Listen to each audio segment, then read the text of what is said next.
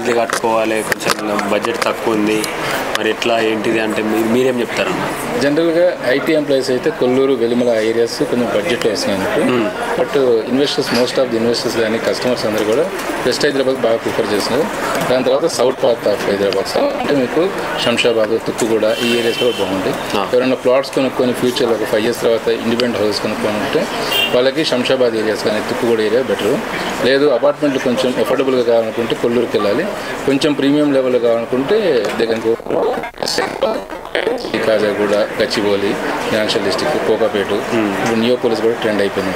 ఈ areas better. అంటే ఇల్లు అనేది మనము లైఫ్ డ్రీమ్. ఎప్పుడు అంటే మనం ఎంత బయట ప్రెజర్ ఉన్నా ఇంట్లో పోయినాక కొంచెం రిలాక్స్ అవుతాం. అట్లాంటిది మీరు ఎట్లా డిజైన్ చేశారు, ఏంటిది?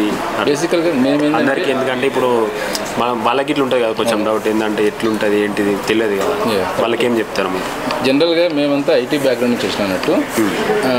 మా ఐటీ నుంచి రియల్ ఎస్టేట్ ప్రస్థానం కూడా ఎలా వచ్చిందంటే, మా ఇంటి కోసం చూస్తున్నప్పుడు నాకు కూడా కొంచెం ఇంట్రెస్ట్ వచ్చింది. ఎలాంటి ఇల్లు కొనుక్కుంటే బాగుంటుంది మా బడ్జెట్లో, లేకుంటే ఏ ఏరియాలో ఎలా ఉండాలి, డిజైన్స్ కానీ, ఎలివేషన్స్ కానీ, ఫ్లోర్ ప్లాన్స్ ఇవన్నీ. సో అలా మేము రీసెర్చ్ చేస్తూ we bought our home house అన్నట్టు. That is how we came to real estate. అలా వచ్చినాం అన్నట్టు.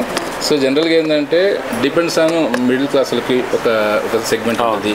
2 BHK 3 BHK, లేదు కొంచెం లగ్జరీ సెగ్మెంట్ అంటే 4 BHK. సో అట్లా.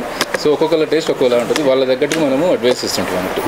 సో మనం ఏంటంటే almost apartments, villas, plots, commercial spaces, ఎవరైనా రెంటల్ కోసం చూసినటువంటి ఈల్డింగ్ కమర్షియల్ స్పేసెస్ కూడా మన దగ్గర మల్టిపుల్ ఆప్షన్స్ ఉంటుంది. So they can select.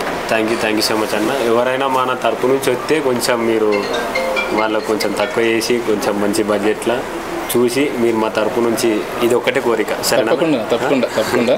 Thank you so much and thank you. చూసి కదా మన తరపు నుంచి ఎవరైనా వస్తే కొంచెం ఇక్కడ హిందీలో మాట్లాడతారు. ఒకసారి కాన్వర్సేషన్ మీకు ఏమైనా డౌట్ ఉంటే అక్కడ అడుగు. తెలుగులో అడుగు.